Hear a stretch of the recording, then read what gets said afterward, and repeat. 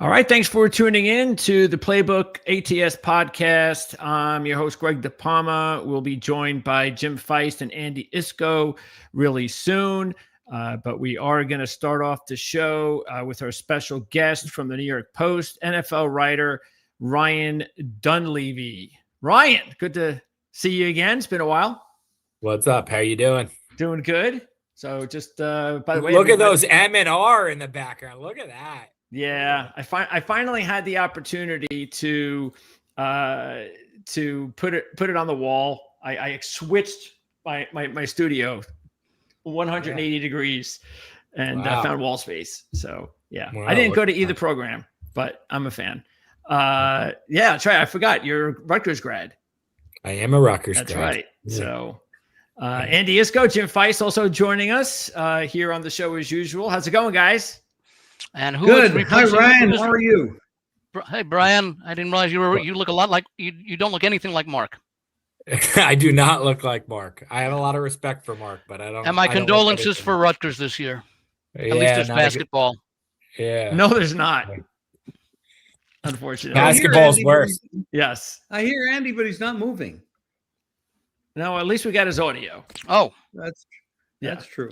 Okay. Let me check. That's all right. That's weird. Oh, there he goes. Anyway, Mark Lawrence is going to be with us tomorrow on the show, our Friday program. So you can tune in then, and Jim and I will have a nice discussion on some of the topics we don't discuss today. But we have Ryan for the first half hour here on our NFL segment, and let's get right into the Giants talk, Ryan. So it's their bye week. They've had a very, very adventurous season, to say the least. But on the positive end, looks like they might have found their quarterback of the future in Jackson Dart. And I think, by the way, the line moved. The line moved. Buy is now -4.5. The what? The buy is -4.5. That's good line. That must be a bank joke. You know, the kind that only the teller gets. Yeah. So I guess the fan base is going to be pretty excited next season, depending on, of course, who the head coach is going to be. But to know that you can start the season with three very young and talented players, Dart, Scadaboo, and Neighbors, at least gives them some hope. Yeah, I mean, I think a lot of it depends on who the coach is, who they get, who the GM is. The fan base very much wants a GM change. That doesn't look like it's going to happen as of right now. But yes, I think the quarterback and coach are 90% of the battle. They have one of the two. The quarterback being here makes the job. It probably will be the most attractive job that opens in this cycle. So they should have their choice of candidates who are on the move. I don't know if they'll have their choice of any candidate, but they'll have their choice of candidates on the move. Dart does look legit. He needs to start sliding more to take care of himself and realize this is a 12-year job and not a 2-year job. But he has the moxie, he has the presence, he has the playmaking ability. He's been the real deal. He's much better than I think much better than I thought, and much better than I think most draft people thought. That's a question I have for you, Brian, and that is: has there been any talk? It's Ryan, Andy. What, Ryan? Yes. Ryan. Okay, Ryan. I'm sorry. Has there been any talk, Ryan, either from the organization or from the fan base or from the fan, let's say, commentators there, that maybe they shouldn't have brought Jackson Dart back and risked further injury? And we almost saw that when he got knocked on the head early in the game last weekend. He's a quarterback for the next 12 to 15 years. Why risk it when you have the honor and distinction of being the first team to have been mathematically eliminated from the playoffs? Yeah, there's been a lot of speculation on that, especially with the bye this week. There was the thought, like, just hold him out one more week and, why not shut him down? What's to be gained? He's played 8 or 9 games, or 9 or 10 games. Well, I think there's a couple things. One, to be gained is the more experience as a rookie, the better. 2 is the competitive nature. You want to set in his mind that, you win every game. 3 is you're evaluating this head coach and this general manager. They're the ones making the decision. They're certainly not going to set themselves up for losses by playing a worse quarterback. 4 is you're trying to you're trying to keep your fans interested. The Giants fan base is so beleaguered. They have the worst record since 2017. He's the By the only way, reason. that's the only reason reaction to I watch. wanted to know. What's the reaction of the fans, man? Positive, negative, or so what? To what? To Dart or to Dart? To having him play the rest of the season and risk the first of all, concussions. Those are not exactly the best kind of way to miss action. And then of course you have the possibility of leg and other injuries as well. And again, he's had a decent amount of experience and has pleased everybody. And I'm just wondering, if I were a fan back there, I would be totally upset because I'm more concerned about the future.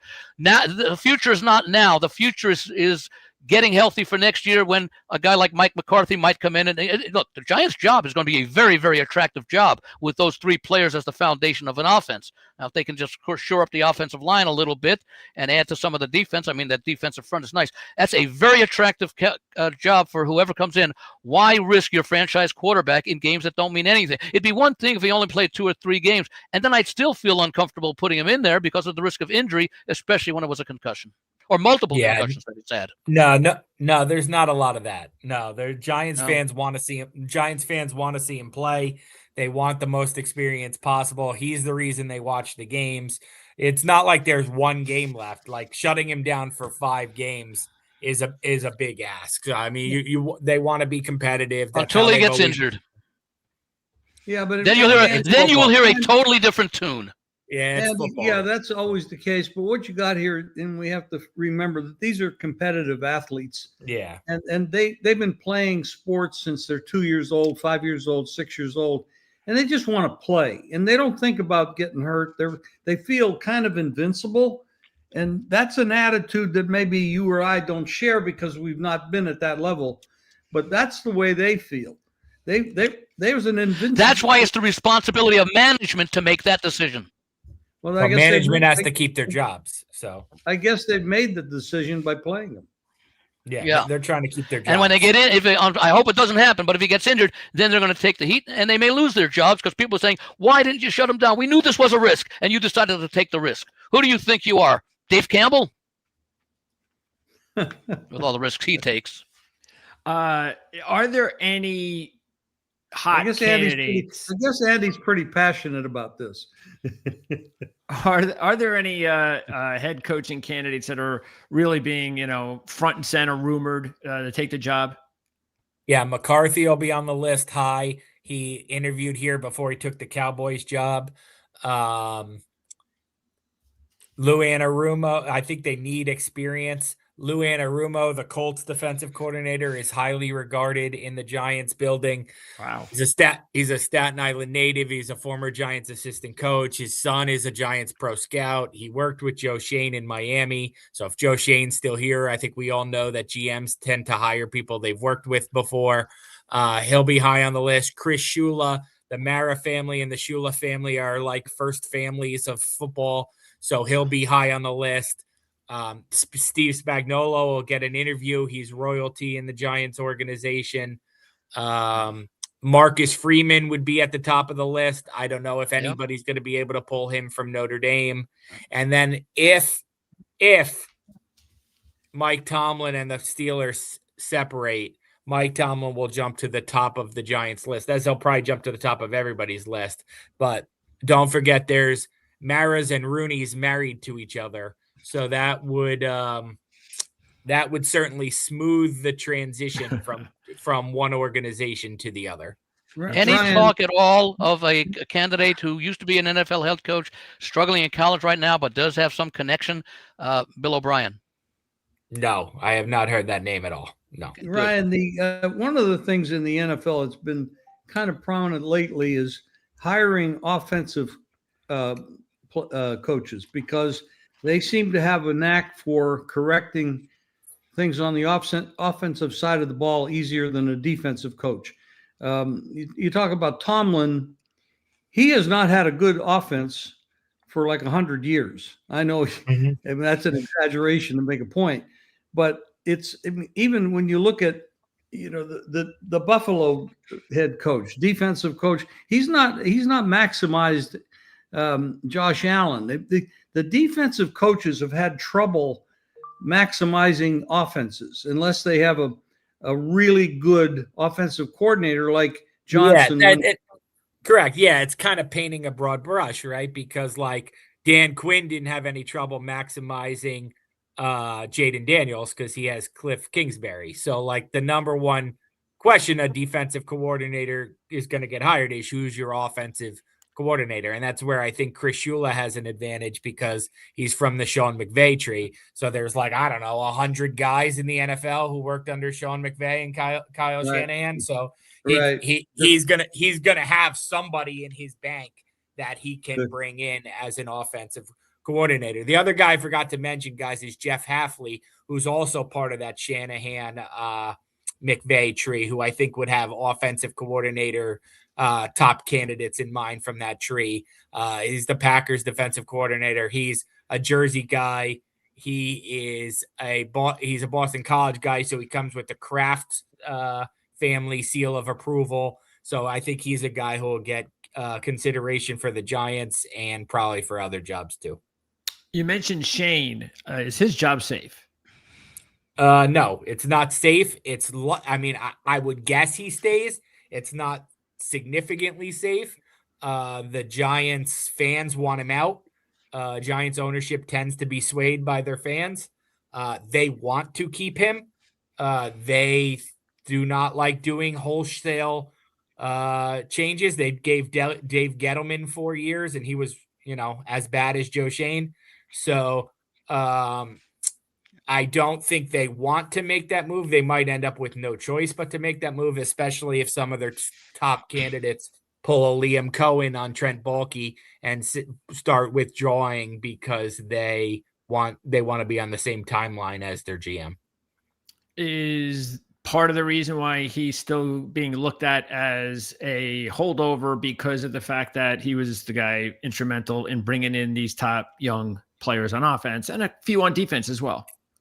Yeah, I mean, that's what the Giants tell you. The Giants tell you like they've assembled a good young core, and that's why he's still here. I would obviously refute that very strongly. Like he's 2 words, Saquon Barkley. He's also responsible for drafting Evan Neal. He's also responsible for drafting Deontay Banks, Jalen Hyatt. Those are 3 wasted top 3-round picks, 2 first-rounders.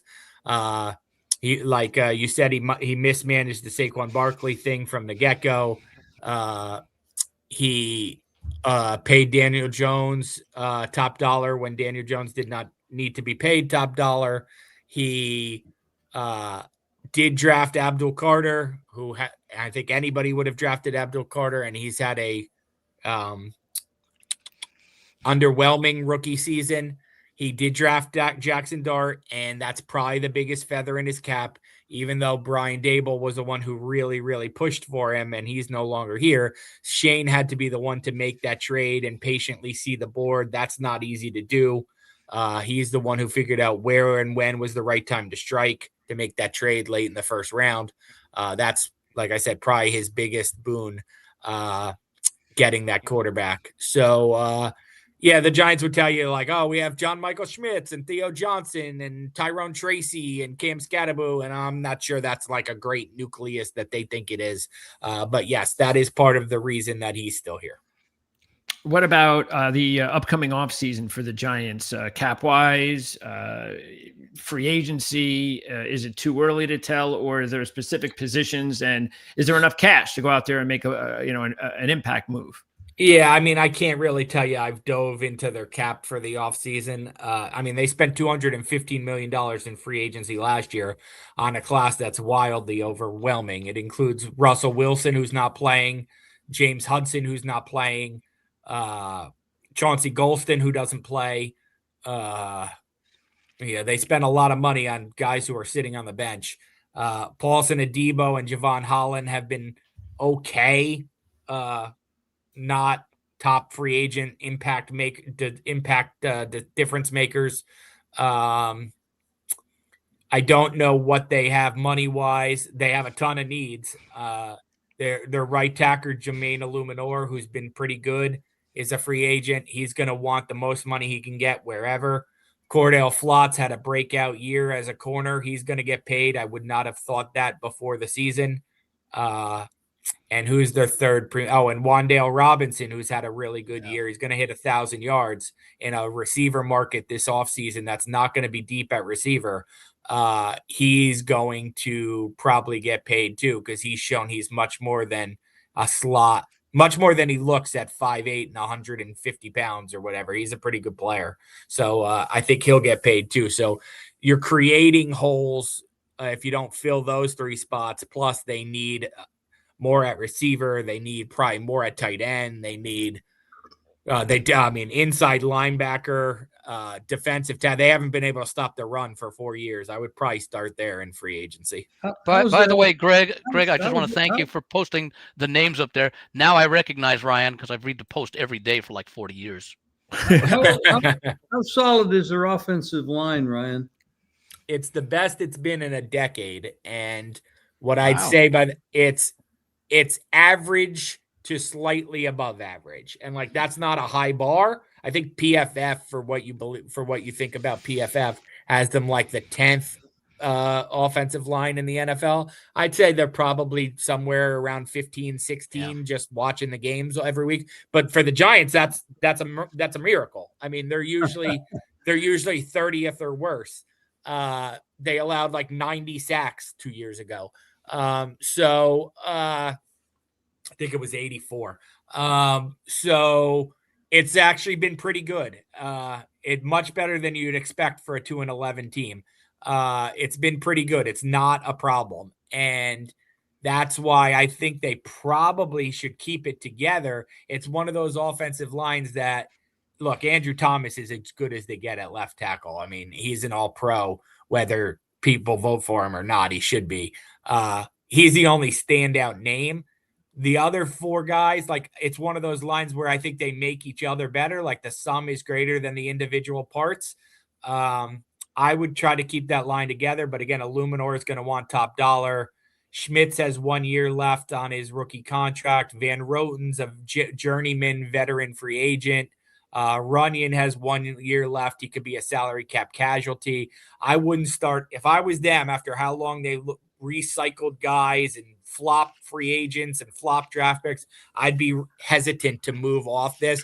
Maybe I put Marcus Bowe, the rookie 5th round pick, in as a starter somewhere, but maybe that would be the only change I'd make. How about Russell Wilson? How much is he costing the team, and are they married to him? I mean, he's costing them $10 million a year, $10 million this year to be their 3rd string quarterback. He'll be off the team next year. But yeah, I mean, he was inactive against the healthy scratch against the Patriots for the first time in his NFL career. So he'll be off the team next year. He's actually doing media work this week. I think that's for CBS on the bye week. So I think that's probably a sign of what's to come in Russell Wilson's future. It does look like he's been done for a couple of years. So I was just going to ask if Wilson will be tradable. I doubt it, or if he's just going to be released. Well, he's a free agent, so it won't matter. Okay. I doubt if anybody would want him, Andy. No, I don't think so either. So this is his last stop.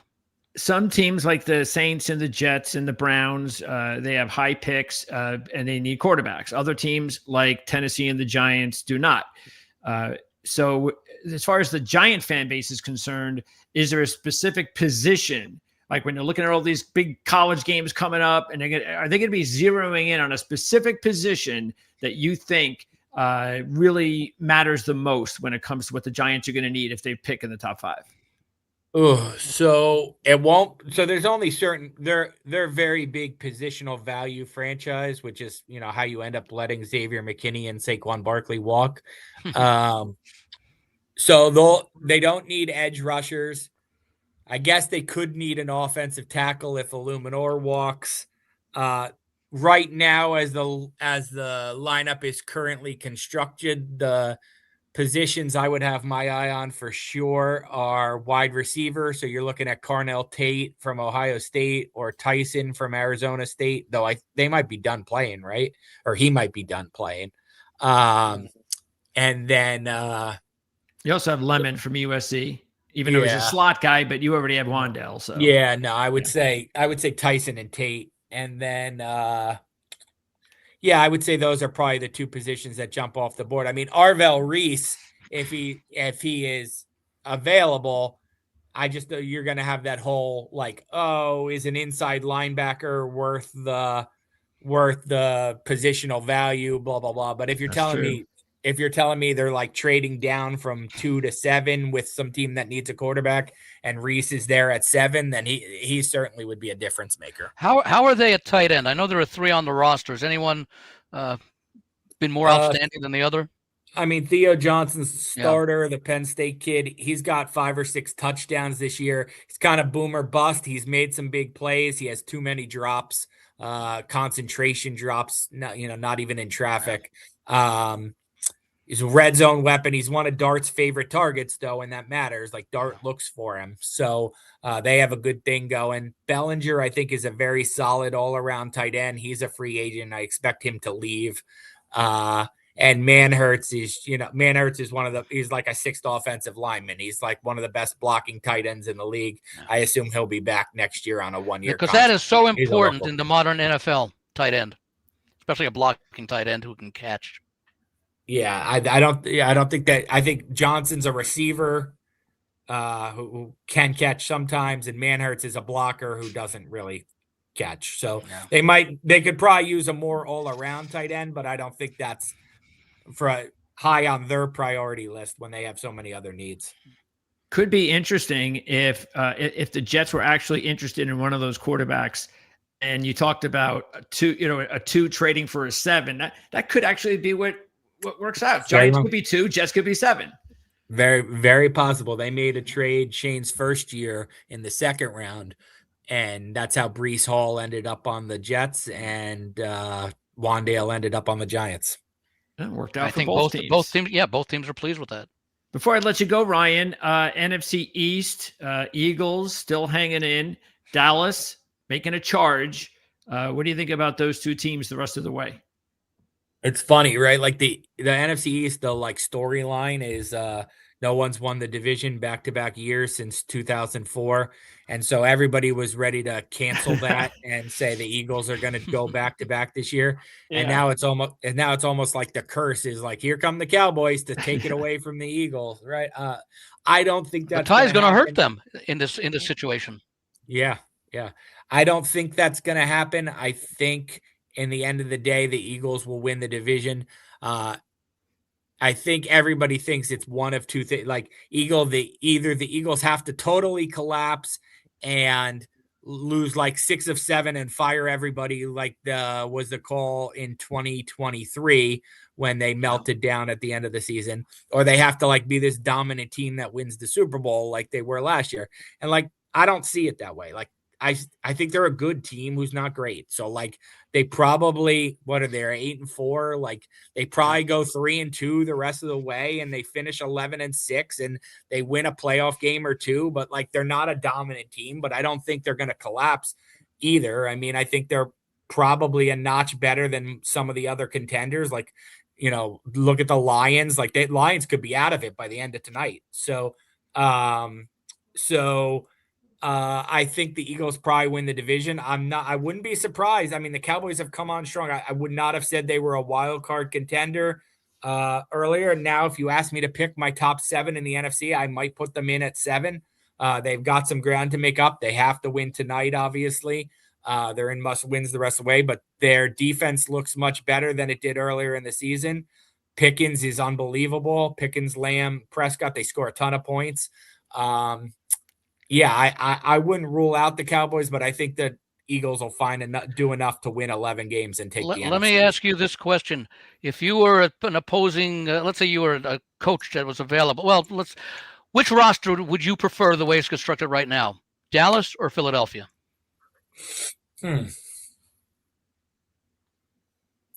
Good question. I immediately go to the lines. I immediately go to the lines. Dallas might have Dallas could have the better offensive line right now. I still think the Eagles defensive line. I'm going to go with the Eagles. It's closer than I think, but I'm going to go with the Eagles. I think the defensive line is good. DeJean and Mitchell, young corners. Devonta, I don't think they'll have AJ Brown going forward, but they have Devonta Smith, who's a good player. Lane Johnson's obviously near the end, but they have Dickerson, who's a Pro Bowler, and Juergens, and Mailata still relatively young. I think I would go with the Eagles, but it's closer than I think. It's certainly closer than I would have thought at the start of the season. Yeah, it's amazing how quickly that defense turned around as soon as they made the trade. And that doesn't happen very often in the NFL. Mid-season, quickly make a deal. Quinnen Williams took to that team like he'd been playing with them for 5 years. So it's a great story. We don't usually throw very many flowers at Jerry Jones, but he did a good job there. I think it's important to mention Aaron Whitecotton, who's the Cowboys defensive line coach, was the Jets defensive line coach for years under Robert Saleh. Obviously very instrumental in knowing what Quinnen would be for that defense, and knowing that Quinnen wanted to play there, and knowing that he would be a fit, and Quentin wanting to play with Whitecotton, knowing the right buttons to push to get more out of Quinnen than the Jets were getting out of Quinnen.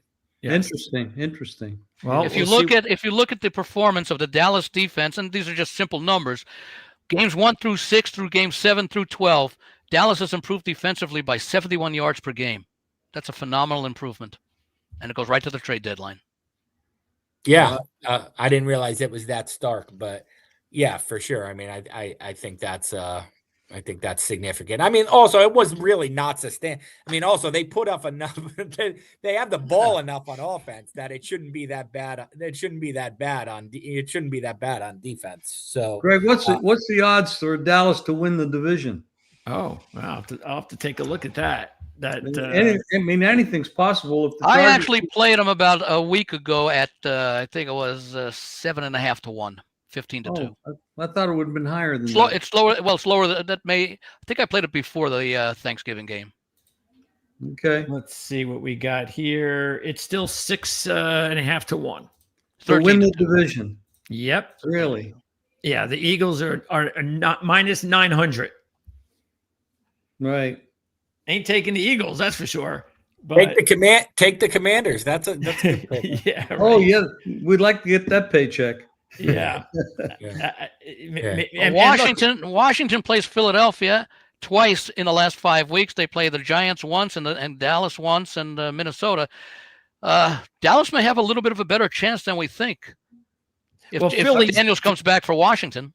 Philly's got some easy opponents though. They still have to play Las Vegas and Washington twice. Yeah. So it's going to be kind of easy for the Eagles, like Ryan said, to probably get 11 wins, which is probably going to be out of reach for the Cowboys. But you want them to bring back Jaden Daniels, but you didn't want them to bring back Jackson Dart, or you don't want them to bring back I think it's different injury concerns, but I could also understand if Washington did not bring back Jaden Daniels. But then again, Washington's the team that decided, you know what, we'll play defense on the first series in overtime.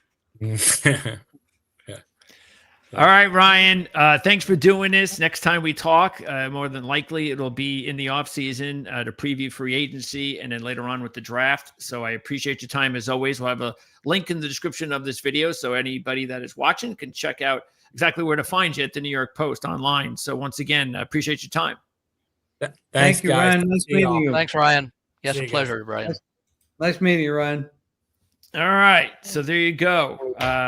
Speaking of the Dallas Cowboys, they by the way, that is one of the nation's best sports sections, the New York Post. Yeah, there's a lot there, absolutely, for a national paper, for really a local good paper, but yeah, nationally comparable. There's not a lot of good ones out there anymore, that's for sure. All right, so one of our viewers wanted to know about the game tonight. Ronnie, Lions -3. What do you think? I know you talked about it yesterday on the show, Jim. I want to elaborate for anybody who did not get to see your show yesterday. Well, it's actually 3.5, and Yeah, 3.5, but the juice favors Dallas a little bit. And the number, the total has gone up to 55. Now here's what I look at. There's a lot of injuries on the Detroit side, a lot, and they're probably going to try to win this game or control this game on the ground with their running game because their offensive protection for Goff has not been good. So I don't understand how they're going to get to this 50, 55, 55 and a half number. I'm a big proponent of betting Dallas over, but I just don't know you're going to get enough points unless you get all the points from Dallas, which would mean that you should be betting Dallas at plus. It's all 3.5s now, everywhere. I did bet Dallas. Do you find that surprising that it came off 3? Well, a little bit, because there's a lot of injuries on Detroit. They're not healthy, they have not looked good. I mean, I had them against Green Bay, and I was embarrassed. I mean, the game was never. They were never in that game. It might have gotten closer. It got closer than it was in the final score, but they were manhandled. And it's still hurting them. You got the hot team in Dallas, and you got the colder team in Detroit laying points to a team that might actually be better than them. Yeah, that's why the line moves seems surprising. Yes. Because we all see that. We all saw both of these teams play exactly a week ago on Thanksgiving. Dallas looked like I won't say world beaters, but they certainly outclassed Kansas City. And then Detroit was almost never in that game against Green Bay, and it was a more important game for Detroit for 2 reasons. Number one, they were behind Green Bay, and number two, the loss ended up making it a season sweep for the Packers over the Lions. So that was a huge game for Detroit, and they've put themselves in a hole right now where, a loss tonight. Who gets eliminated first from the playoffs this year, Detroit or Kansas City? Well, maybe it's Detroit because they play sooner.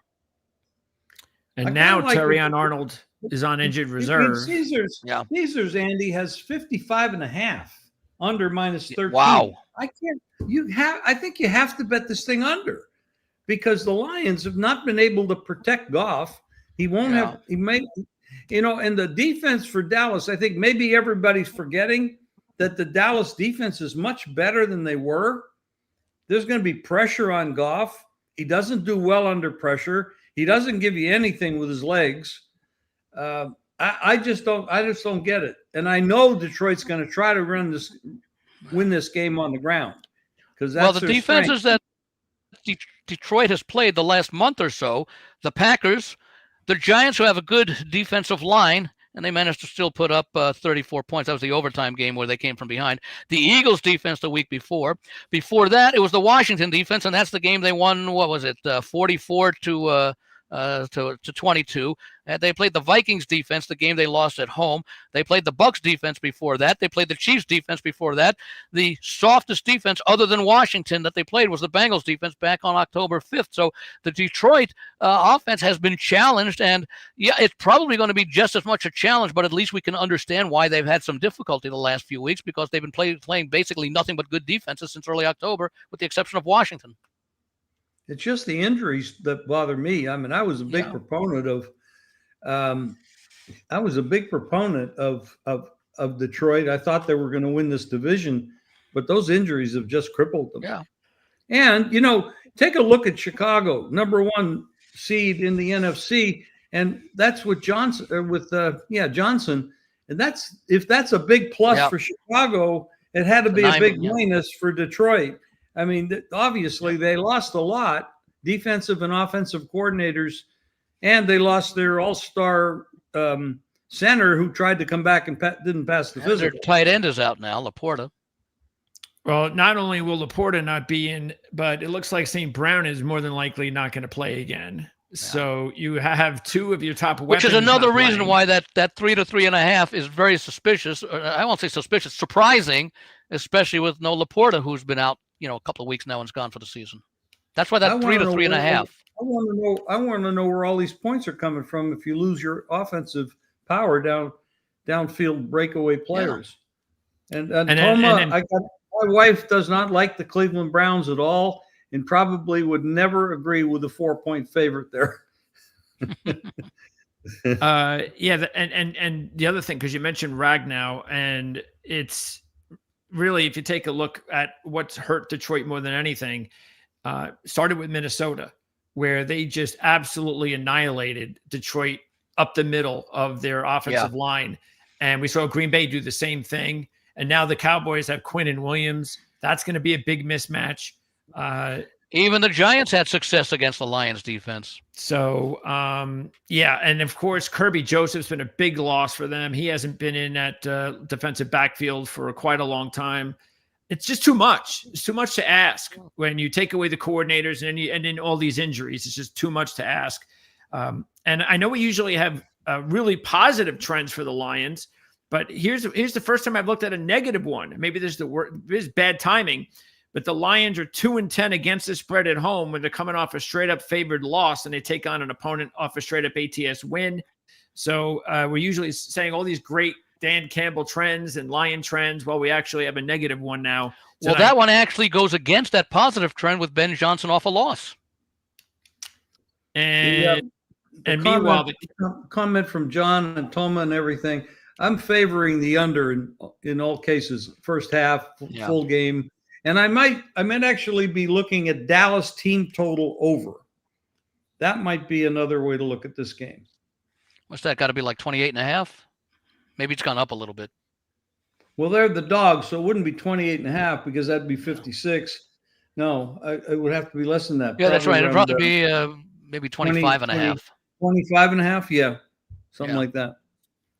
So if you're thinking, all right, so what you're saying is, all right, if you're thinking the Cowboys will be like a 28 type of a game, is that what you're going for? Yeah. 28-31, yeah, something like that. Yeah, that is a high number. I think Dallas wins the game, honestly. I really do. Yeah. And that shouldn't surprise anybody. And Detroit is at the Rams next week. So they got to worry about Dallas first. That means that if they don't win this game, Detroit season's over tonight if they lose and Green Bay wins. They're done. Yeah. All right. That's just that's the parity of the NFL. That's what we're dealing with. So that's a good thing. And it could be a good thing. Yeah, they would be 7-6, which and the race for the wild card in the NFC is extremely contentious with all these teams that have won 7, 8, 9 games. I mean, San Francisco is the third wild card right now, and they're 9-4. So one team who had an absolutely horrible defense all season turned things around after the Quinn and Williams trade. Another team hasn't had that much time yet. They've only had one game where they've been able to say, hey, our defense maybe we're a little bit better than everybody thinks. And that is the Cincinnati Bengals. All of a sudden, Joe Burrow steps on the field and their defense looks like the defense that was there when they went to the Super Bowl. It was like, where did that defense come from? Mm-hmm. And Joe Burrow just being on the field really ignited the Bengals in their win over the Ravens last week. They're now a 2-1 money line play, almost 6 at Buffalo. Considering, guys, how inconsistent Buffalo has been this season, that you can get Joe Burrow at 2-1 on the money line. What do you think about this game? And by the way, given the Cincinnati success against Buffalo the last several times they've met. Yeah, Burrow has 2-0. He has never lost to Josh Allen. I have to give the Bengals a shot. I mean, because Buffalo has not been that impressive. I'm very disappointed in the management and the coaching for Buffalo, because Josh Allen arguably is the most talented quarterback. He can do it with his legs. He can do it with his arm, and they just don't have a scheme that is impressive to me. It's kind of like Philadelphia. Philadelphia looks like a high school offense, and the way they use Josh Allen, it's Josh Allen or nothing. This is not well built. I think they need a change at the top there. There's something wrong, because that guy is really good, and they should not be in this situation. No, I mean their path to the playoffs is through the wild card. They're not going to catch New England, even though they play them next week, because they're 2.5 games behind them, with New England having a bye this week. So maybe they get to 2. They have to remember they have to win. They have to beat New England to get 1 game behind them, and then pick up another game somewhere. So it's going to be very difficult. Buffalo, right now they are 8-4. They're the number 3 wild card. So they do control their own destiny if they happen to win out, because the next team is, Houston could win a division, but they're only at 7 wins. So Buffalo, basically, they can go win out. Whether or not they can end up being 13-4, though, is questionable, because they do have a couple of tough challenges coming up. But Andy, Cincinnati, yeah. Andy, look at this: Buffalo, Kansas City, Baltimore, and what other team I'm looking at? AFC team would be the West Coast. Well, even look at Philadelphia. Kansas City. But I'm talking about AFC. These teams are all favored to get to the playoffs, get to the Super Bowl, and they all may miss the playoffs. Yeah. I mean, this is wild. Well, Houston's another one, because they've been in the playoffs 2 straight years as division champions, and they are actually 3rd in the division now, but they are playing the best football of any team in that division. They actually might surprise somebody. They're. I won't be surprised if they beat Kansas City Sunday. If Indianapolis, their quarterback's got a broken fibula. I mean, he's not 100%, and Jacksonville could beat them, and Houston could beat Kansas City. Now you got talking about a whole different game. Yeah, taking a look at that Indy-Jacksonville matchup. Jacksonville has beaten the Colts 10 straight games in Jacksonville. 10 straight. Is it right? Really? And yet the Colts are favored. Yeah, and yes, and the Colts are favored by a point, point and a half. Also, Jacksonville, if you look at them, even just in the last 11 meetings with Indianapolis, they've won 7 out of 11 and covered 9 out of 11.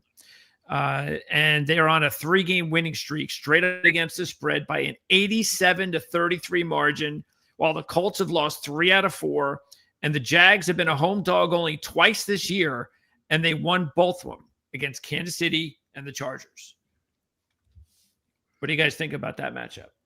There's here's a comment we should put in here. This was on the Dom DeMarco show, and John Putnam just mentioned it. I was impressed with your show yesterday at Dom DeMarco's, as usual, when one of the guys said Buffalo ran the same play 27 times against Pittsburgh. That is not good offensive coaching. Thank you, John. Most of those 27 plays worked. Yeah, they blew them out. So no, look at what their rushing yardage was last week.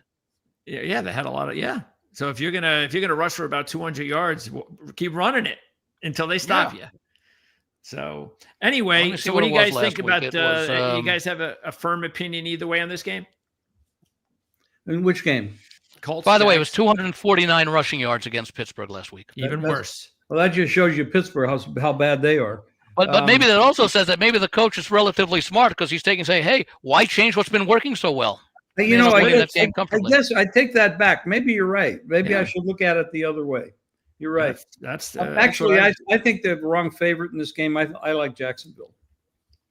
I kind of lead to Indianapolis, considering the competition that they've recently played. A couple of really good teams that were taking advantage of the fact that Indianapolis had been playing so well, and the game probably did mean more to the opponent. I just want to call up the schedule here. They had that loss to the Chiefs, and then they lost at home to the Texans. That's not a couple of bad teams to lose to. The Jaguars, it's a nice story. Are they as good as an 8-4 team? Maybe we'll find out a little bit, because I think these teams, and correct me if I'm wrong, Greg, don't these teams meet twice the rest of the season? Yeah, there'll be one more game that these two teams will play in the same division. Yeah. The Circa's got a 2 on this game. They're the only one that does, but the rest of them are all 1.5, and the juice is to the favorite. So it's either 2 or 1.5 juice to the favorite. So they are on Indianapolis. So I don't agree with it. Considering the guy's got a fibula issue, it takes away any ability to run. I think that's That's a tough spot. I would think they used a short passing game and Jonathan Taylor to the extent that they can do something in this game. This is a critical game for the Colts. The reason being, if you look at the rest of the schedule, well, they have the 2 games against Jacksonville. Their other 3 games are at Seattle, at home against the 49ers, and at Houston in a game that could very well decide the division. If you look at Jacksonville's schedule, it's not quite as difficult. The 2 games with Indianapolis, they are at Denver, which is a tough game. They host the Jets, and they host Tennessee in Week 18. So Jacksonville has a far easier schedule, and that makes this, and obviously they are playing at home against Indianapolis. This is a game that I think Indianapolis has to win, or either Houston or Jacksonville win the division. Yeah, Houston also has a couple of games that they have Arizona and Las Vegas on their schedule. Yeah. So Greg, both take a look at what Trend Tacklers wrote. Interesting. What? Trend Tacklers. Colts line looks wrong, but be careful. Road favorites or dogs off less than 3 points. Dogs of less than 3 points coming off back-to-back losses are 9-1-1 ATS or 3,333%. Is this Mark Lawrence? That's pretty impressive stuff. Is that Mark Lawrence? But my question is, how many of those teams were playing with a significantly injured quarterback?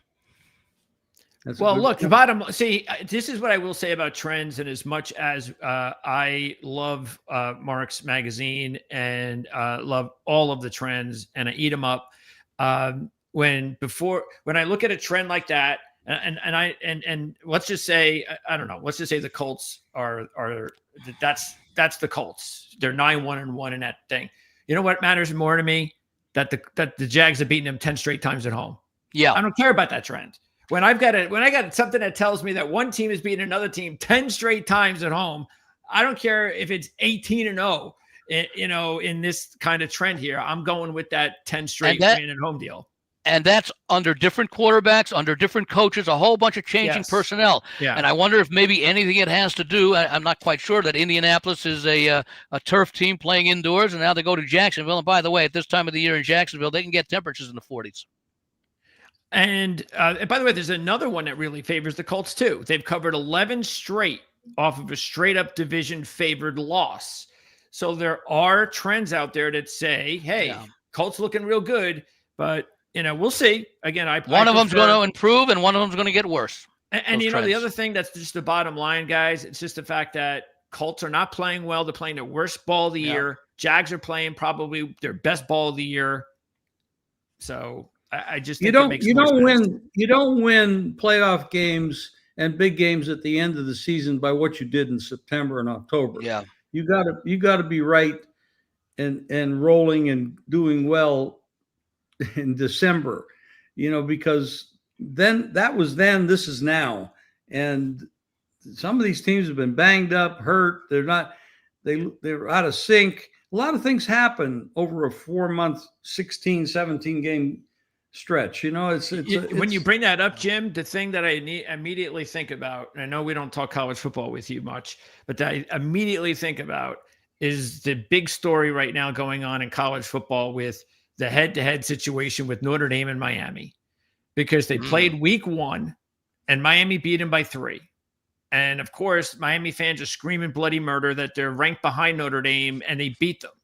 But just like you said, Jim, that was week 1. And it was a 3-point win. And by the way, they were at home. Yeah. Notre Dame is clearly playing their best football of the year. And Miami, okay, well, they're just playing okay. They've played okay all year. They've lost a couple of games. If they played now on a neutral field, Notre Dame's probably a 4-point favorite. Really? Yeah. Wow. So that's the thing that just goes to your point, Jim, is that I don't think enough people put that into perspective, is when you're taking a look at these numbers and these stats, is how are you doing now? How good are you playing right now? And even with the quarterback situation, because Daniel Jones, you would expect that he'd be playing better now, but maybe there's more film on him with the Colts now. And I know he's got the injury situation, but still, as long as he's out there playing, I don't want to hear about injuries. So the fact of the matter is, maybe that's part of it, is they've got a little bit more film on the Colts now, a little bit more film on him, and that kind of helps. Well, neither one of these schedule's been a lot more difficult the last month. Also, That too. For who? Absolutely. for the Colts. For Indianapolis? Oh, for the Colts. Yes. And like you said, neither one of these quarterbacks have a long track record of winning big games at the end of the year. no, they don't. No. So, these are two former top 10 draft pick quarterbacks, one first overall, and they haven't yet lived up to their billing. Houston, remember we liked them last week at 7-1. Now they're 3-1. So hopefully you took advantage of the 7-1 guys out there, viewers. But even at 3-1, what do you think? If you had to make a prediction right now and you had to put money right now on the AFC South, looking at those numbers, which team did you put your money on? I go with Houston because of their defense, so much better than the other two teams. I totally agree with Andy. Let's talk. At that And their price, experience from the last 2 years with winning the division title. at that price, you got a positive EV with the best defense. I'd have to go with Andy. I wonder what I wasn't even paying attention to the line like a month ago. It must have been 12-1, 15-1, something like that. I got them at 7-1 last week. Speaking of Houston, they're playing that game against the Chiefs on Sunday Night Football, and this has been a nemesis team for Houston and a lot of other teams. But Houston has had all sorts of problems trying to beat the Kansas City Chiefs. Well, the entire 31 teams in the league. Exactly. Yeah. But they're 0-4, so they have just not beaten the Chiefs during this stretch, including 2 playoff wins last year as well. But check this out: the Chiefs have lost 6 games this year, and they've lost by a total of 25 points. Yeah, those were the games they won last year. That's right.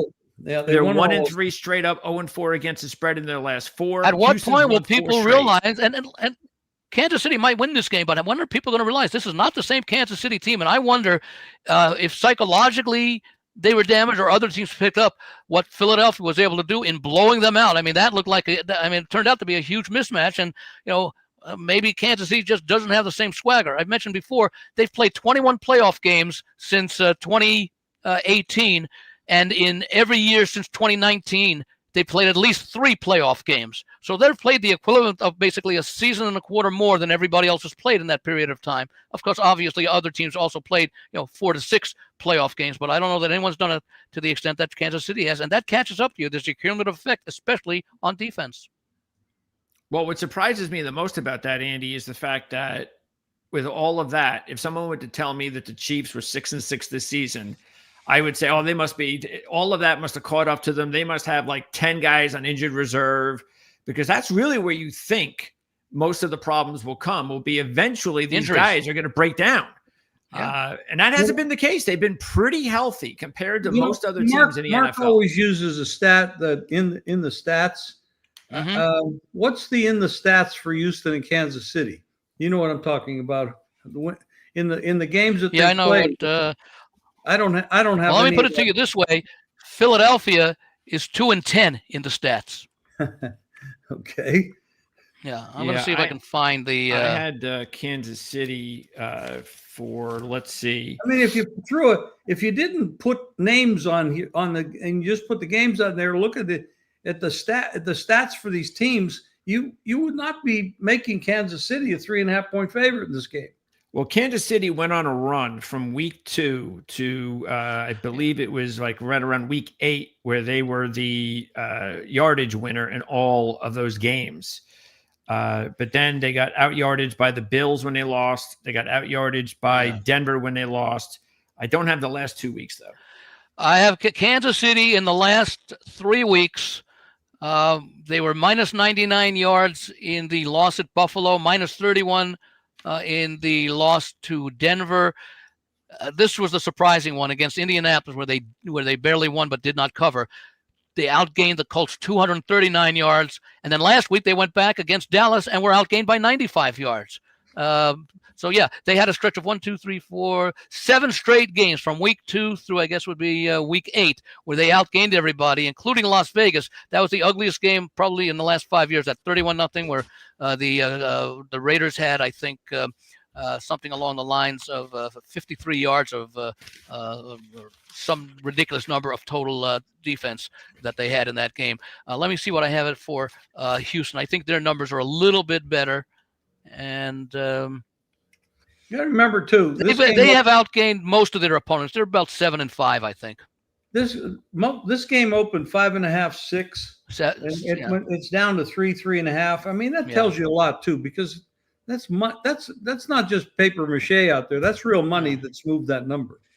And by the way, to give you an idea of how dominant Houston would be because of that defense, they outgained Tennessee, no big deal, but it was by 178 yards. They outgained Baltimore by 210. They outgained San Francisco by 252, and they outgained Jacksonville by 199. So you think of a team of defense, they apparently had enough offense or just a dominating defense to put up some very impressive numbers. This is a team to be taken seriously, and they've only lost a turnover battle 3 times this year. I didn't realize that, Andy. That's amazing. Just put your avatar on, Andy. Yeah, I got to switch back. I had to switch to my other computer. One more before we wrap up our NFL segment, and that is the big game in the NFC North between the Packers and the Bears. Look, I haven't really put a lot of money on the Bears this year, but this is one week that I'm actually going to do it. I think there's a little bit disrespect going on here. Almost a 7-point spread for the team that is the number 1 ranked team in the conference. The team that has won 9 out of 10.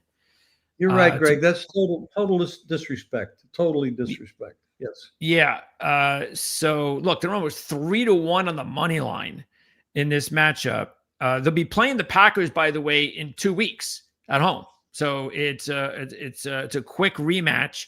In between, Chicago will be hosting Cleveland, while Green Bay will be going to Denver.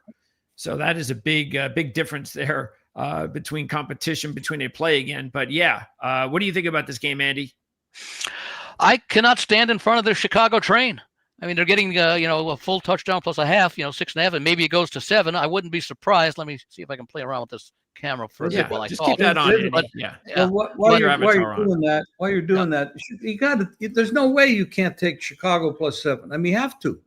I mean, they got a good coach. The quarterback's growing. He's getting better. They got a lot of confidence. A full touchdown? Are you crazy? I mean, that's just way too much. Now, I want to answer 2 questions from our comments section. Definitely like the under in the Kansas City-Houston game. I definitely think that's going to be a dominant game by the defense.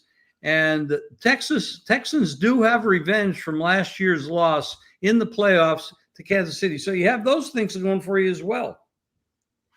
Yeah, I don't know if again they got 5 times revenge. I wouldn't care about that. But I just think they're the better team this year. But yeah, right now they're playing better than the Chiefs are. The Chiefs, it's one team that's, because remember, keep this in mind too. Houston, remember we just mentioned about all the close games that the Chiefs have lost. Well, Houston has won their last 3 games by a total of 11 points. So there's 2 teams playing close games every week. One team's winning, the other team's losing. So, by the way, remember Houston started 0-3, losing to the Rams, the Buccaneers, and the Jaguars, all of whom have winning records. Tampa Bay's not playing as well lately, but they're still, above 500. And so they've gone, what are they now, 7-6? So they've gone 7-3 since starting 0-3. Maybe the biggest negative here to Houston is they're an indoor team playing outdoors in cold weather, and that might be something that could affect them. And it didn't hurt them a few weeks ago. I thought it was. I know they played indoors at Indianapolis, which obviously is a matchup of the same time team, but they've been playing. They've been playing very well. I don't know what the record is on this situation, playing on grass late in the season. Well, when 2 teams are playing as close as those 2 teams are, why not just take the 3.5? And if the Chiefs beat them, maybe the Chiefs don't even cover. So I think you're in a good position taking 3.5 in that situation. So, all right, guys. So that's going to wrap it up. Yeah. By the way, I guess we're all in agreement. The Bears are probably the way to go. I agree. I get, it's an interesting game. If you base your handicapping strictly on numbers, you can probably make a case for the Packers. Okay. If you throw in the intangible factors such as this Chicago team is just playing with great confidence. They've shown great improvement. Ben Johnson, plus the other thing is Ben Johnson knows the Packers from having to go against their defense twice a year for the last few years with the Lions. So I think that that's an edge that they have. I always felt the coach has the edge over the players rather than players having the edge over knowing the coach, because the coach can make the coach determines a lot of what plays you're going to use, and Johnson knows. He's probably studied the film of games between the Packers and the Bears in recent years as well. So I think that's another reason to favor Chicago. Yeah, one of these weeks, and it might be soon, the Bears are going to have an off night, an off week, and you just don't know when it's going to be. But I will say this, if you've been taking the Bears, you're somebody out there that's been taking the Bears an awful lot lately, then just keep taking them until they lose. I mean, the only negative thing here is that this is the first of two meetings, and this is the one that's in Green Bay. So it's a little bit more for Green Bay to win, because they number one, would pick up a game on the Bears, and number two, have an opportunity to pick up another game should they win in Chicago. So I think it's more important for Green Bay to take advantage of playing at home here. Yeah, plus, it's not a good matchup for the Bears. The Bears need to run the football themselves, and the Packers are one of the better run defensive teams in the NFL. So now it's up to Caleb. Now this is when you need Caleb Williams to have a good game. He needs to come out there and throw the football. Because that's the one thing that I still don't know about the Bears, is that I'm still not convinced that Caleb Williams is going to be some sort of a difference maker at this position. He's done a fine job, but that's it. I can't go over that. He's definitely not a guy that when you match up against the Bears that you're afraid of. So, but you have to give him credit for making a few plays here and there when he's needed to during this stretch.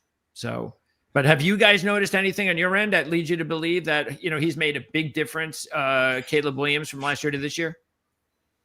Well, the team is stabilized. I mean, they come out, they run their scripted plays early that usually surpass what they're expected to do early in the game, and they don't turn the ball over. He doesn't turn the ball over, and he's playing in the system that Johnson likes. And as long as he does that, the marriage will continue. Jim, good talking to you again, as usual. Talk to you tomorrow. We'll talk tomorrow. Jim, you want to do the contest thing tomorrow also? Yes, we'll do those tomorrow. We missed last week? Yeah. Yes. I'll be in touch. Sounds good. Everybody's disappeared. Where the hell is everybody? I'm still here. I'm seeing your hat. I see no one. Yeah. I just figured I'd make Andy feel good. Okay. It makes me feel a little bit better. I'm still trying to figure this out because I'm not moving or anything, and I don't know if there's something with and the connection isn't it, because the connection is fine. Yeah, it's got to be something with your connection, Andy, somewhere. I don't know what it is, but somebody probably should check it out. Yeah. Anyway, Jim. I'll see you later, guys. See you tomorrow. Okay. Bye-bye. Thanks, Jim. All right, let's talk some college football, Andy. And the championship week starts tomorrow night. I noticed in 3 games that we got rematches. I think 6 of the 9 games are rematches of this season.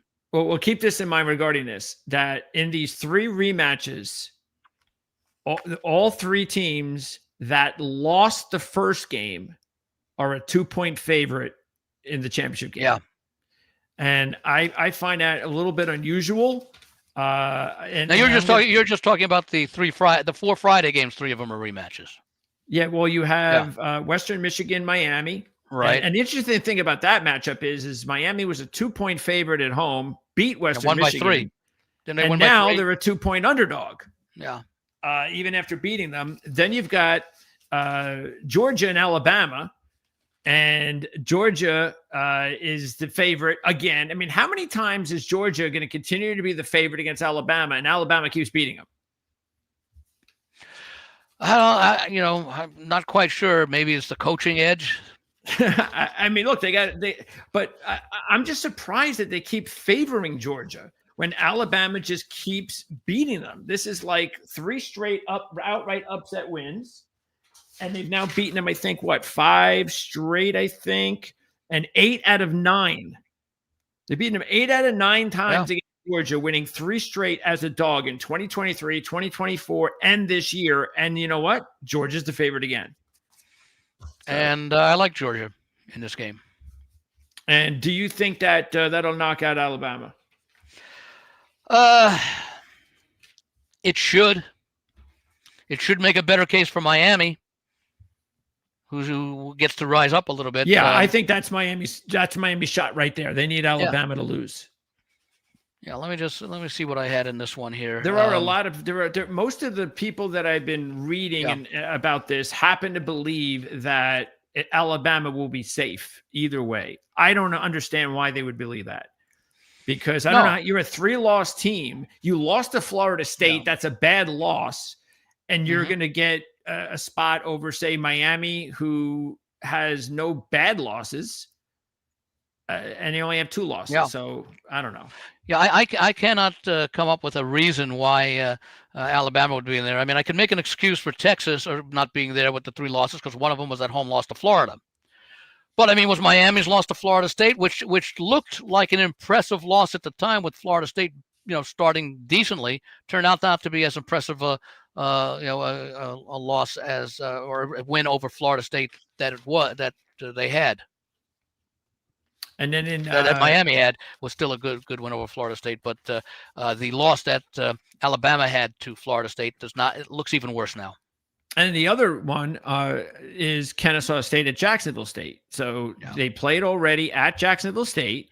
Jacksonville State beats them. Matter of fact, they led that game 32-13 in the fourth quarter. And now Kennesaw State is back to being the favorite at Jacksonville State. And Jacksonville State is 13-3 against the spread as at home in the FBS. That's dating back to 2023. They are 4-0 straight up this year as a home dog, 5-0 straight up overall. And Kennesaw State, who's been on a nice roll, they've won 9 out of 10. Their only loss at Jacksonville State. But Kennesaw State's the favorite by 2. Yeah, and Jacksonville State, a little bit more experienced as far as being at the FBS level. I think they came in about 3 or 4 years ago. Kennesaw, I think, came in last year. So I don't know how long it takes for the scholarship things to improve for Kennesaw now that they have I think about 20 more scholarships than they did when they were FCS. I've been on this Jacksonville State team a lot this year. When I take a look, if I can find it here, the common opponents that these teams had, Kennesaw was actually 4-0, and Jacksonville State 3-1. Kennesaw had a much better average margin, winning by 11.5 to just 2.5 in those games. The yardage numbers were better. The average yards per play, the differential favor, the numbers favor Kennesaw State, but I wonder how much that is offset by the fact that Jacksonville won the first matchup, and at the same time, the way they won that matchup says that maybe Kennesaw State was a better team in that game.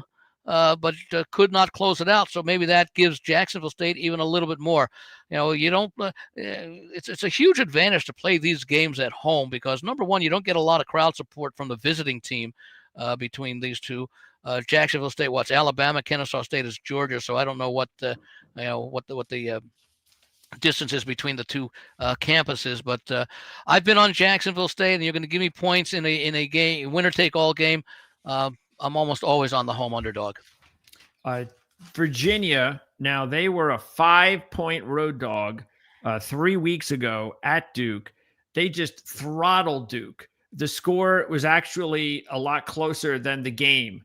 They outgained Duke by nearly 300 yards, and it was never in doubt. And so now the line has switched 8 points to Virginia now as the 3-point favorite in a neutral site game. And let's remember, Virginia has only lost 1 game since week 2, and that was the game that Chandler Morris got hurt when they had a 6-0 lead in the second quarter against Wake Forest.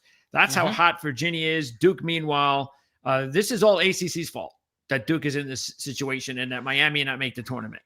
Absolutely. And Virginia also had that loss to North Carolina State, which does not count in the conference standings, which is another situation that needs to be addressed.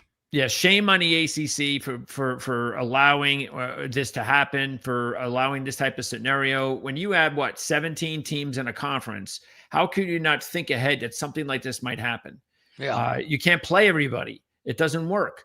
And Duke should not be here. Everybody knows it, but they are, and they've got talent on offense. They have no defense, which is really strange considering that's usually the way that they have played under Manny Diaz. But Mentz is a nice young quarterback. I have no problem going back to Virginia. No, nor do I. Now, interestingly enough, and maybe part of this is that when you look at the numbers of common opponents, Duke is 4-0, Virginia 2-2. Virginia's outscored those. Duke's outscored them 15, an average of 15 points. Virginia's exactly even as far as scoring goes. And I think that does include the North Carolina State, even though it didn't carry. It doesn't count for the standings. It still counts as a common opponent. Everybody knew that. They should have known going into that game that it was not a conference game. So maybe Virginia was still, getting used to the new team that they had, and they just didn't match up as well they should have. I'm also on Virginia in this game. I think they proved that they are the better team. And Duke is a team that has 7-5, 5 losses. Yes, you shouldn't be playing for a conference championship under any circumstances. And if they win, that opens the door for James Madison. Yep. So that is going to be what James Madison's going to do. They're playing Friday night. They got to take care of business with Troy. They do that. Then they sit back. They become big fans of Duke. And if Duke can win, you'll see James Madison in the tournament. So, isn't that another conference? What's it, the Sun Belt, where they shouldn't be Old Dominion playing against James Madison? Correct. That is another. That's because they have divisions. Right. Yes. And if there were no divisions, we'd have Old Dominion against, which it should be. We'd have Old Dominion against James Madison. Troy's had a nice season, but they're not Old Dominion or James Madison. So unfortunate. In the Big Ten, everybody's going to be paying attention to this one. Battle of unbeatens, Ohio State and Indiana. The line has dropped down to about 4 now, right? And you know what really sticks out to me, Andy, more than anything with Ohio State this season has been how good they've been against the number.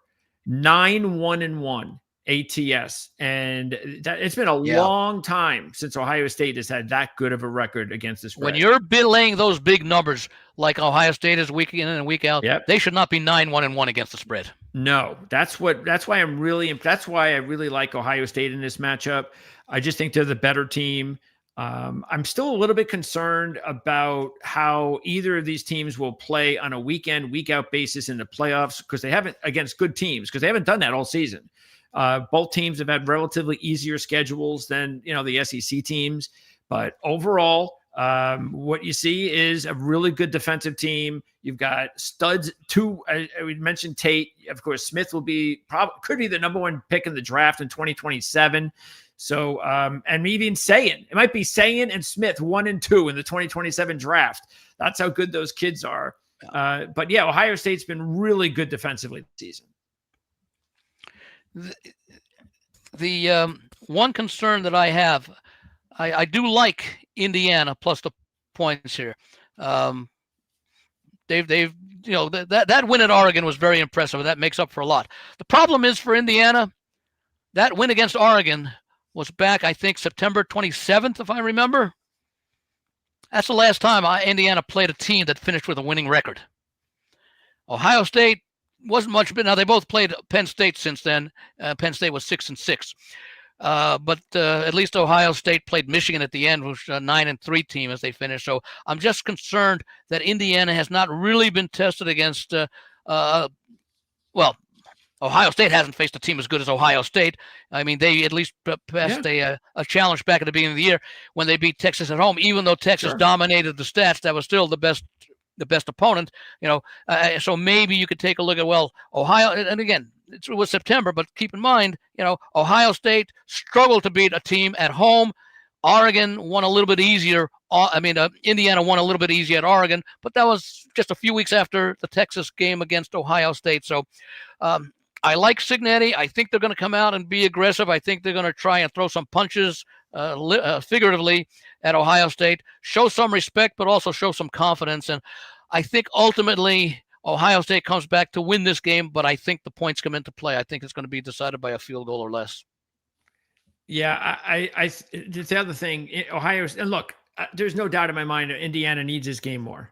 Ohio State, we saw what happened last year when they lost to Michigan. They were able to come back, resilient, win a championship. Indiana, if they lose this game to Ohio State, then it comes back to, can you beat the big teams? And then expect to do it 3 weeks in a row. They beat Oregon. Yeah, I'm just saying, I mean, overall, that would be 1-3 and against big teams. And they haven't played many. And again, remember, we talked about this, I think, a couple of weeks ago. Indiana, their offseason schedule does not change until 2029. They're going to be playing a cupcake offseason schedule for the next 3 years. Non-conference schedule. Non-conference schedule. They did it the last 2 years. So it may come back to bite them at one point. But I think in general, it hurts them when you don't have a really good non-conference schedule, and then throw in the fact that your conference schedule is not as tough as it could be. That's a bad combination, and I think it'll eventually hurt them, which is why I really think they need this game. Ohio State has beaten all 12 of their opponents by 7 or more points, and their last 11 by 18 or more. Yeah. Indiana, of course, had a 5-point win against Iowa, a 3-point win against Penn State. And like you said, at least they do have that big win on the road at Oregon. Yeah, Indiana won 8 games by 24 points or more, defeated Old Dominion by 13, Oregon by 10, Iowa by 5, and Penn State by 3, but only the Old Dominion game was at home. So the wins against Oregon, Iowa, and Penn State were on the road, and they were still wins, but those were really the biggest challenges that they faced. But again, none of those teams was above 500 at the end of the season other than Old Dominion, who they played in week 1. Oregon obviously was, but the 3 that they beat on the road did not have great seasons this year.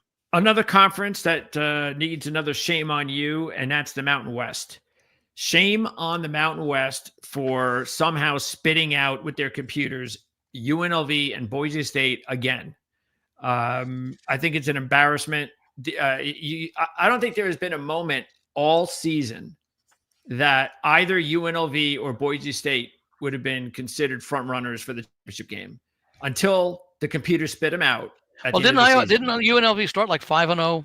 Yeah, but that wasn't 6-0, including a few conference games. Yeah, they didn't play any tough non-conference games. And they struggled in a couple of the ones they did, like that game against Miami, the game against Sam Houston. Yes, and then they lost the game to New Mexico at home. I believe at home. It was. Yep. Yeah. Matter of fact, that's the other thing too, is you noticed like UNLV. I think if you match them up against the other teams that were in the their tiebreaker, I think they were 0-2 in those games. But they lost to Boise State and New Mexico. Yes. Okay. I thought the best team overall in the conference throughout the body of work, including non-conference games, was San Diego State. Yeah, San Diego State. Matter of fact, I would have much preferred to see a rematch of San Diego State and New Mexico in the championship game. I think that was deserving. I do like Boise in this one, though. They get their quarterback returning. That's huge. And they just own UNLV. They've beaten them in back-to-back championship games by 38 points. They beat them by 25 points earlier this year. And they beat them in the regular season when they played last year. They didn't play 2 years ago in the regular season, but last year, I believe. Or maybe it was the other way around, but I think they played twice last year and once the year before, which was the championship game. So this is their 4th meeting. This will be their 5th meeting in the last 3 seasons. And Boise's won all 4.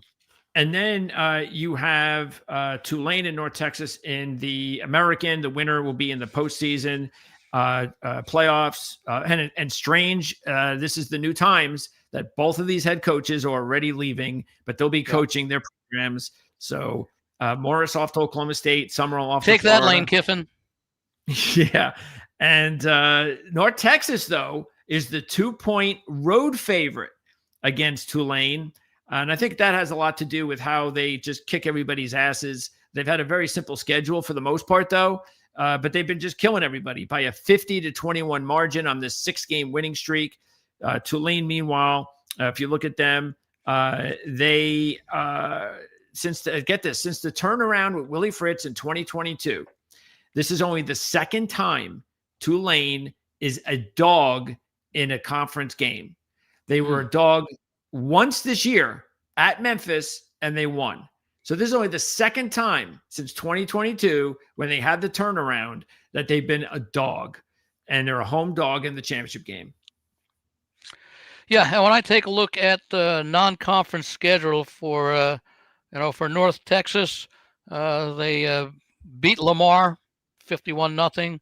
They beat Western Michigan by 3 on the road. They, I think it looks like they hosted Washington State, and they blew out Washington State. So that's an impressive one, 59-10. And then they started conference play. I'm trying to see what Tulane's best non-conference game was, and as I go back, Northwestern and Duke. Northwestern, which isn't all that great. Duke, which isn't all that great.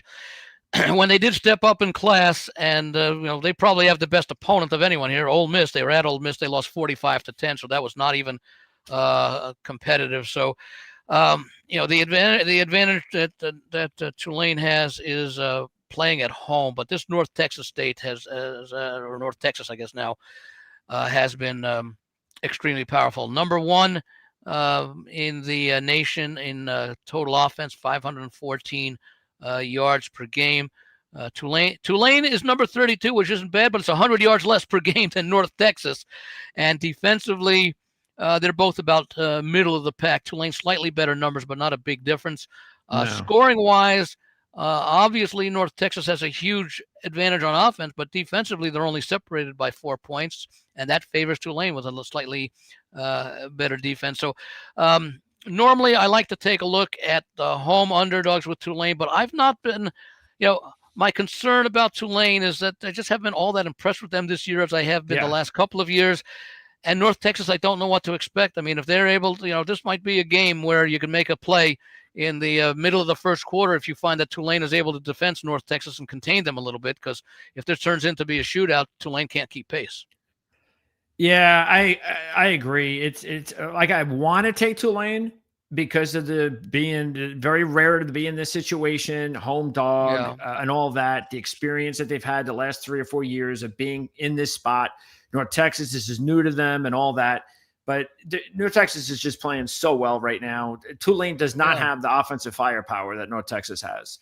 Well, the matchup here from the numbers, maybe in the running game, where North Texas averages 5.3, and reverse those numbers, Tulane allows 3.5. So if Tulane can stop the North Texas running game, they might have some success. Tulane actually puts up some pretty decent numbers in the offensive passing game, only 1 yard per completion below that of North Texas, both of which are above average. And defensively, they're basically identical. Net turnovers, North Texas plus 12, Tulane plus 5. Again, I throw out those FCS games because those are usually over matches. I said North Texas won by 51-0 against Lamar. I forget who Tulane beat pretty handily. So this is probably, of the 9 championship conference games, the one that I have the least confidence in as far as making a selection. I did go with Tulane playing at home, but that was a recommendation. That was a lean when I put it out there. It's probably not a game I'm going to play, but if I did, I would play Tulane, but I would also play them on the money line rather than just take the 2.5 points. And before we wrap this up, the last game we haven't talked about, BYU, Texas Tech, in the Big 12 championship game rematch. And unfortunately, this is the worst possible matchup for Brigham Young. We saw that in the first matchup. They need to run the football, and they just happen to be going up against the top rushing defense in all of college football. It's just a terrible matchup. 2.4 yards per rush against FBS opponents. And that's exactly those are Alabama and Ohio State numbers. And that's exactly what they held BYU to, basically 2.5 in the game. Yeah. So I don't see how they're going to need turnovers, special teams, all sorts of stuff. It's just too much to ask. And Texas Tech, even though they did lose, all 11 of their wins have been by 22 or more points. And even though they should enjoy a home crowd advantage playing in the Dallas area. Yep. And even though it's a lot of points, I still have to take Texas Tech. Yeah, so do I. All right. Without reservation in this one either. Yeah. Yeah. I mean, Plus, I think their team speed is better than BYU. BYU is physical. That might be the one advantage that they have, but I don't know if that can close the gap significantly enough to have it under 2 touchdowns. Okay, so that is going to wrap it up. We will be back again as usual next week. Hopefully, Mark will join us next week. I know, of course, if you want to find out what's going on with Mark, we'll be talking with Mark tomorrow on our Friday show with Jim Feist. Should be about 3:00 Eastern time. Andy, good talking to you again as usual. And this can be a big week, especially in college football. So it should be a lot of fun. And I've got a full week to figure out what's going on with my camera because it's Yeah. connected, but it's not flipping on when I go off and on there. So maybe there's a loose connection in the back of the camera. Microphone seems to be working fine, and the headphones because I'm That's the hearing most it, important and it's all part. part of the same. Yeah. Yes, That's as true. long as I can hear you. So Yeah, it's tough holding up signs, and I don't know sign language, so definitely audio helps. Yeah, I want to thank everybody for the great comments that they've had really throughout the year, and especially as we start getting to the better games, a lot of thought-provoking and interesting ones that are worth contemplating because we have some really smart viewers and listeners out there, Greg. Absolutely, and keep them coming because we're just heading into the real fun part with championship week in college football and another month before the NFL playoffs begin. So that'll wrap it up here on the Playbook. By the way, one question, Greg. I have not taken a look at the schedule, but I remember last year there was a 3-week hiatus, or maybe a 2-week hiatus after conference championship games, and the college football playoff got underway.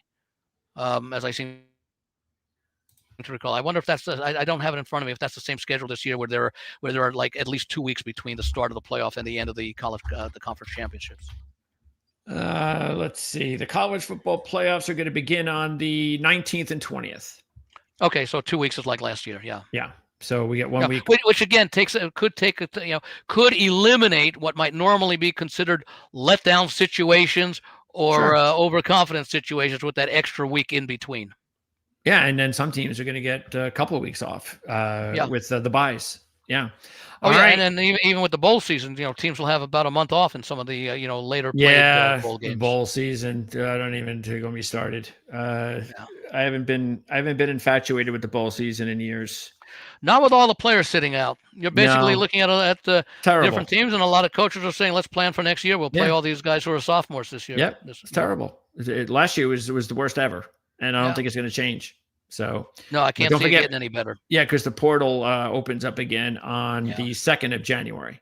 So which it's a bit of a mistake, but it only affects 2 teams, I guess, who are still playing for the playoffs. It might be. I think we're further along than that now with the playoffs. Okay, so it might be 4 teams. Go deeper into January. Yeah, the whole schedule is screwed up. We saw it with the whole Kiffin situation. They don't know. But it's been better than it was. We finally have a multiple team playoff. And I like that. We go to 16. I like that. Absolutely. And there's been a lot of good in the portal as well. So we have to take the good with the bad. And by the way, I like the fact that they emulated what they do in FCS, where it's a 24-team field, and the first 16 play the first week to eliminate the field to 16. 8 teams get eliminated. Yeah, I don't know if they need 24, but anything more than 12 will be helpful, especially this year. It's unfortunate that Texas, Vanderbilt, and maybe Miami and Utah are not going to be in the playoffs when they're more than capable of winning multiple playoff games. So certainly more than Duke or Virginia. Yeah, definitely. I don't know. Well, Duke, Virginia, they better win a game, but Duke for sure. Okay, so we'll see you next week again, Andy. Appreciate it. Okay, and to all our listeners and viewers, have a great weekend.